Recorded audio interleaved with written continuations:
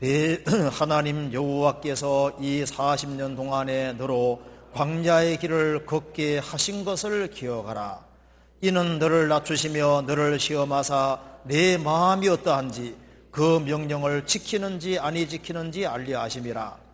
너를 낮추시며 너로 줄이게 하시며 또 너도 알지 못하며 내일조도 알지 못하던 만나를 내게 먹이신 것은 사람이 떡으로만 사는 것이 아니요 여호와 입에서 나오는 모든 말씀으로 사는 줄을 너로 알게 하려 하심이니라.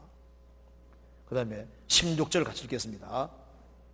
내 열조도 알지 못하던 만나를 광야에서 내게 먹이셨나니 이는 다 너를 낮추시며 너를 시험하사 마침내 내게 복을 주려 하심이었느니라. 왜 광야를 통과하게 하신 하나님께 감사해야 되냐면은 마침내 내게 복을 주시려고 일부러 통과하게 하셨다. 일부러.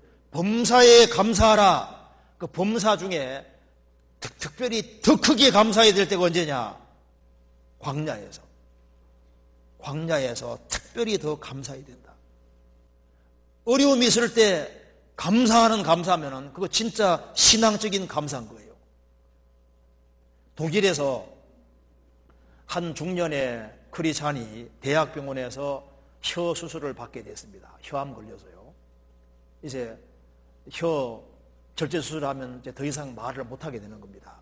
마지막으로 하고 싶은 얘기를 하라니까 뭐라 했는 줄 아세요? 주 예수여 감사합니다. 마지막 한 말이거든요. 혀를 제거받는 수술을 받으면서 주 예수여 감사합니다. 그 성결고 목사로서 마지막까지 그 복음 전한 분이요, 그 이성복 목사인데 그 목사는 너무나도 가난했습니다. 가끔 이런 얘기 했습니다. 우리 집에 장대를 갖고 들어가서 휘졌으면 걸리적거리는 것이 아무것도 없습니다. 뭐 장롱도 없고 뭐 아무것도 없다 그 말입니다. 그렇지만 저가 이래봬도 12억 칸을 굴리는 대재벌이 올시다. 독일 사람들이 계산하기를 한 사람당 몸을 계산해 보니까 그 당시 한 2억 칸 된다 그 말입니다. 그래서 자기 아내, 자기 딸 둘을 해서 벌써 딱 계산해 가지고 3억 칸 계산해 가지고 3, 4, 12 해 가지고 이래봬도 제가 12억 칸을 굴리는 대재벌이 올시다. 아무것도 없지만은 주님으로 만족하며 정말 감사하며 사는 얘기가 있습니다. 언제 감사가 빛나냐면 특별히 광야 생활 중에서 이 감사가 빛이 나는 거예요. 그럼 왜 하나님이 굳이 내게 광야를 꼭 주셔야 되냐 그 말입니다. 2절에 봅시다. 내 하나님 여호와께서 이 40년 동안에 너로 광야의 길을 걷게 하신 것을 기억하라. 일부러 광야 길을 걷게 하셨습니다. 이는 너를 낮추시며 3절에도 너를 낮추시며 왜 광야가 필요하냐 하면은 광야 생활 핵심은 뭡니까? 이는 너를 낮추시며 그러니까 이 광야가 필요한 핵심이 뭘까요? 우리를 겸손한 사람으로 만들려고 하는 겁니다. 우리가 교만한 것이 많기 때문에 우리는 지금보다 훨씬 더 낮아져야 되는 거예요. 너를 낮추시며 낮추십니다.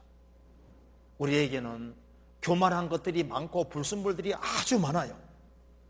그래서 하나님이 우리를 낮추시려고 하는 겁니다. 우리가 구원을 받아서도 우리 지성이 하나님을 엄청 대적할 수 있습니다. 우리의 생각이 살아계신 하나님 앞에서 굴복되지 않은 것이 아주 많습니다. 그래서 우리 생각 속에 있는 교만들이 많이 있는데요. 이것이 굴복되어야 되는 거예요. 우리의 사상과 생각 중에 주님 말씀에 부합되지 않은 것이 많이 있는데 그것을 꺾는 것이 광야인 거예요. 그래서 모든 생각을 사로잡아서 그리스도에게 복종케 하기 위해서 광야가 필요했던 겁니다. 성경 고린도후서, 이거 잠깐 접어두시고 고린도후서 10장 보시겠습니다. 10장 5절. 모든 이론을 파하며 하나님 아는 것을 대적하에 높아진 것을 다 파하고 모든 생각을 사로잡아 그리스도에게 복종케 하니. 구원을 받아서도 잘못된 이론들이 아주 많습니다. 하나님 말씀보다 자기 생각이 훨씬 높은 것이 많아요. 그래서 왜 광야를 허락하시냐 하면은 우리의 잘못된 이론들을 부수기 위해서입니다. 하나님 아는 걸 대적에 높아진 것이 아주 많습니다. 우리 생각 중에 잘못된 생각들이 많아요. 그 생각들을 하나님께서 부수기 위해서, 그리스도에게 복종케 하기 위해서 광야라는 것이 있는 겁니다. 그래서요, 나 주님께 맡기고 삽니다 하는데 막상 중요한 문제 딱 터져봐요. 터지면요, 주님은 온데간데 사라지고 지금까지 자기가 가지고 있는 사고방식이 딱 나오죠. 자기 수상마음대로 하는 겁니다.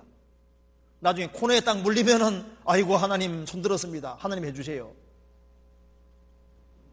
우리 생각 속에 이 거짓된 생각이 굉장히 많습니다. 육신적인 생각이 아주 많거든요. 이것이 자꾸 깨져가는 거예요.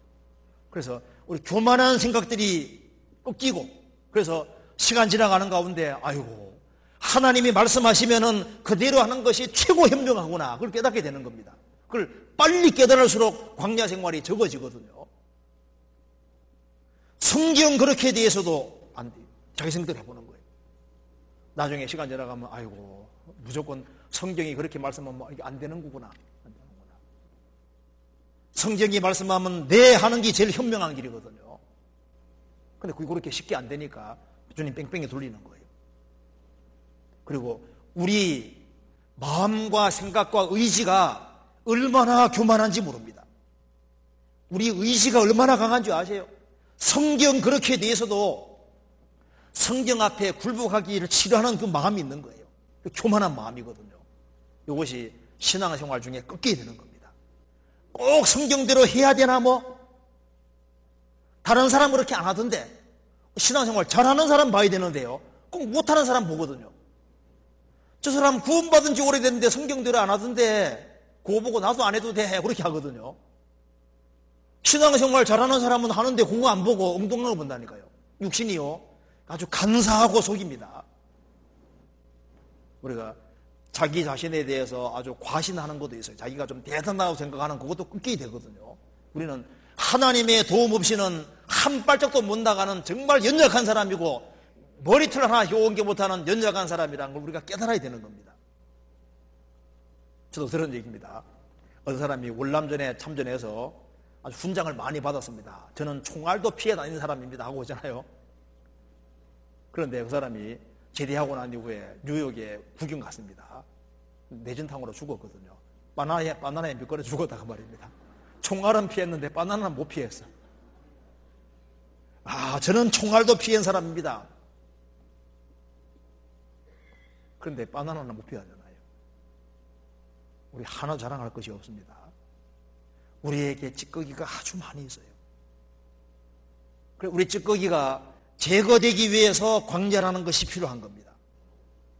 그래서 이제 신앙생활 시작되면서 주님이 자꾸 코너에 모시거든요. 앞뒤에 콱 막히기도 하시고 이러지도 못하고 저러지도 못하고 그런 과정을 자꾸 엮는 이유가 뭐냐 하면 그렇게 하는 속에서 자꾸 우리를 낮추게 하시는 거예요. 왜? 낮춰져야만, 겸손해져야만 겸손한 자에게 하나님의 은혜가 깨달아지니까 주님 그렇게 만들어 가시는 거예요. 그것이, 그래서 그런 과정을 만들어 주실 때 감사해야 된다 그 말이에요. 감사해요. 그리고 신명기 8장 봅시다. 왜 광야가 필요하냐 하면은 8장 2절에 중간에 이는 너를 낮추시며 너를 시험하사 내 마음이 어떠한지 그 명령을 지키는지 안 지키는지 알리 하심이라. 광야 통해서 하나님께서 우리 마음을 드러내는 거예요. 우리 신앙의 실체를 드러내는 겁니다.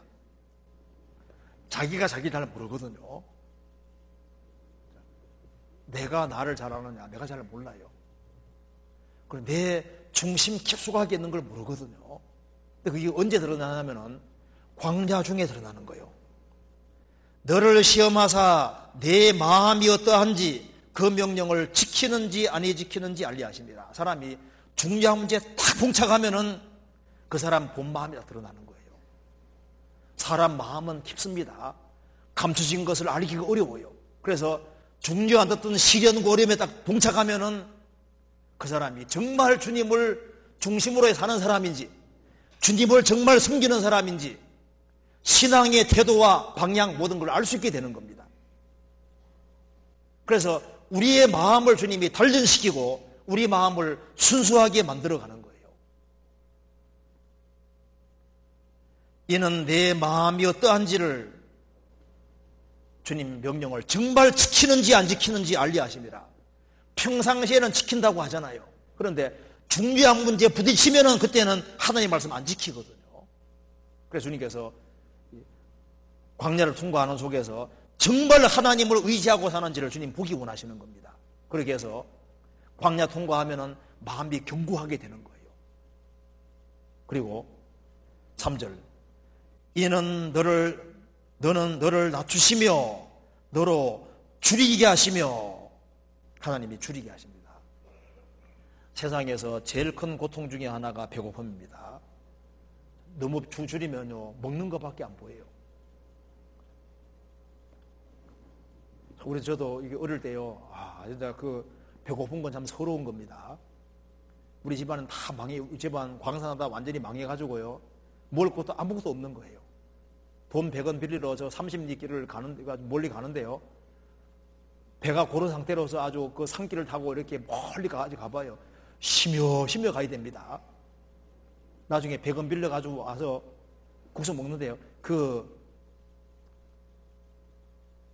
배고픈 것이요, 그게 참 서러운 겁니다. 생을 살아가면서 이게 배고픈 거, 그 흙에서 뭔가를 배우는 거예요. 그래서요, 하나님 왜 이스라엘 백성들을 줄이게 하시냐 하면은, 사람은 육체만 있는 것이 아니고 영혼이 있고, 영혼은 하나님 말씀으로 살아야 된다는 걸 깨닫게 하기 위해서 그렇게 하는 겁니다. 너도 내 열조도 알지 못하던 만나를 내게 먹이신 것은 사람이 떡으로만 사는 것이 아니요 여호와 입으로 나오는 모든 말씀으로 사는 줄을 알게 하심이니라. 사람은 육체만 있는 것이 아니라 영혼이라는 게 있고, 영혼은 하나님 말씀을 의지해 살아야 된다. 그것을 보여주기 위해서 광야 통과하게 하는 거예요. 그래서 이스라엘은 광야 생활 중에서 만나를 먹었습니다. 우리가 언제 하나님 말씀이 깨달아지냐 하면은 만사가 형통하고 평안할 때는 안 깨달아집니다. 광야 생활 중에 만나가 내려왔잖아요. 언제 하나님 말씀이 깨달아지냐면 내가 아주 고통스러울 때, 내가 줄이고 목마르고 낮아지고 고통스러울 때, 그때 신기하게도 말씀이 잘 깨달아지고 마음에 큰 위로가 생기잖아요. 그래서 이 광야 생활 속에 우리가 훈련이 되는 겁니다. 그리고 광야를 통해서 육신의 껍질이 벗겨지고 온전한 사람으로 바뀌어지게 되는 거예요. 그래서 출애굽을 할 때 60만 명 넘게 나왔습니다. 그래서 광야 40년 생활 중에 또 60만 명 정도가 돼가지고 가나안 땅 들어갔습니다. 그러니까 출애굽을 해서 에집트를 사모하는 사람들은 계속 죽어가고, 가나안 땅을 사모하는 사람은 계속 탄생해서 세대 교체가 이루어져서 거의 60만 명 돼가지고 들어갔거든요. 차이가 한 1,100 명밖에 차이 안 납니다. 그러니까 세상을 사랑하는 사람은 죽어가고 가나안 땅을 사모하는 사람들은 점점 많아져서 세대 교체가 이루어진 거예요. 우리가 이제 신앙생활을 통해서 그 사람이 점점 온전하게 되는 겁니다. 그래서 광야를 통과하기 전과 후는 다릅니다. 군인이 군 복무를 하고 훈련을 통과한 군인과 통과하지 않은 군인이 달라요. 그래서 광야를 통과하고 시련을 많이 통과한 크리스찬과 그렇지 않은 크리스찬이 차이가 납니다. 차이가 나고 말고요. 이스라엘은 광야 생활 중에서 하나님을 경험할 수 있었습니다. 낮에는 구름 기둥, 밤에는 별 기둥이 있고 하늘에서 만나가 내리고 반석에서 물이 나오고 신령한 체험을 하게 되잖아요. 우리 광야 생활 중에서 하나님께서는 하나님을 더 알게 하시고 하나님을 경험하게 만들어 가시는 겁니다. 그리고 하나님의 신령한 것을 계속 깨달아가게 하는 거예요. 그래서 좀 더 성숙한 사람으로, 좀 더 겸손한 사람으로, 좀 더 감사하는 사람으로, 어떤 어려운 환경 속에서도 감사하는 사람으로, 믿음의 사람으로 주님께서 만들어 가시는 겁니다. 그래서 성경에 말씀했습니다. 나의 가는 길을 오직 그가 아시나니 그가 나를 단련하신 후에는 내가 정금같이 나오리라. 단련을 통해서 정금같이 나오게 하시려고 시련을 주시니까 광야를 기꺼이 환영하고 영접하고 그걸 환영하고 받아들이라고 성경이 말하고 있는 겁니다. 광야는 눈물 골짜기입니다. 눈물이 많이 흐르는 곳입니다. 눈물 골짜기가 샘의 곳으로 바뀌고 눈물 골짜기 거기에서 하나님의 은혜와 사랑이 내려오고 경험하게 되는 거예요. 그래서 골짜기 문을 통과하고 다음에 마문이 나옵니다. 말문이. 우리가 낮아지는 것을 경험할 때 그 사람이 이제 정말 단련받아서 용감한 말처럼 되는 거예요. 우리가 양으로 시작해서 말처럼 튼튼하게 되고 견고하게 되고 용감하게 되기 위해서는 시련을 통과해야 되는 겁니다. 그래서 하나님이 광야를 통과하게 하실 때 크게 감사하라. 신명기 8장에 말했습니다. 주님이 광야의 길을 걷게 하셨는데 미워서 통과하게 한 거냐? 아니라는 겁니다. 신명기 8장 16절에 이렇게 말씀하셨습니다. 매일 쪼도 알지 못하던 만나를 광야에서 내게 먹이셨나니 이는 다 너를 낮추시며 너를 시험하사 마침내 내게 복을 주려 하심이었느니라. 너희들에게 복을 주려고 그렇게 했다 그 말입니다. 이건 사실이니까 성경이 뭐라 했습니까? 광야로 통과케 하신 이에게 감사하라. 그 인자하심이 어떻다고요? 영원함이로다. 사랑해서 그렇게 하라.